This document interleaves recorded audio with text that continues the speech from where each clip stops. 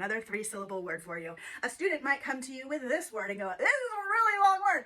I don't know what it is. So I'm like, awesome, let's figure it out together. We stop and look. So we first stop and look for vowels and vowel sounds. What do you see?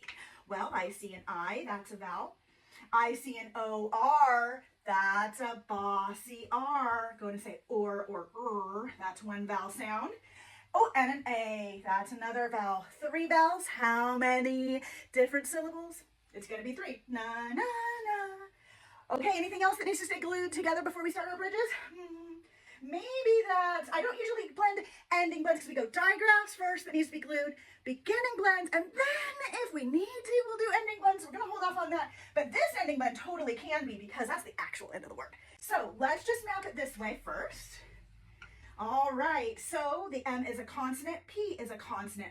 Ooh, we're at this syllable division rule right here. When there's a vowel, consonant, consonant, vowel, sharing is caring. We divide them right up the middle. And that's a closed in I saying it. And we know that's going to say or. All right, I change colors at this point because I want my learners to see that's one bridge. And now we're going to connect those 2 vowels for a second bridge. So the T is a consonant. Now I have a vowel, consonant, vowel. It's going to be one of these.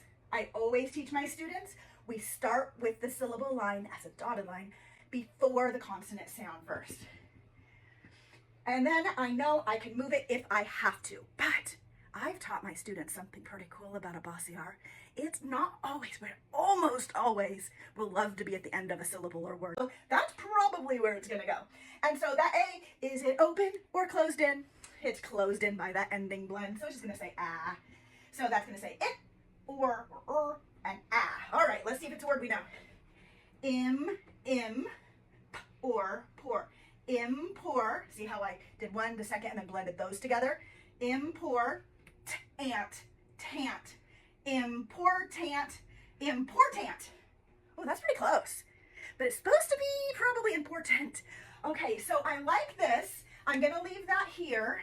Impor, but this should say tent. I know this is going to be a closed, isn't it? Is there any other option to change that vowel to make it lazy? If you know, put it in comments. Celebrate that you knew the answer to this. It's going to be the schwa, the or or I sound. When a vowel does not want to be stressed, it's going to be a lazy schwa. And we know our syllable is mapped properly, so that's our upside down funny looking E. Now it can be lazy and say the schwa. So did that help? Important, important. Yeah.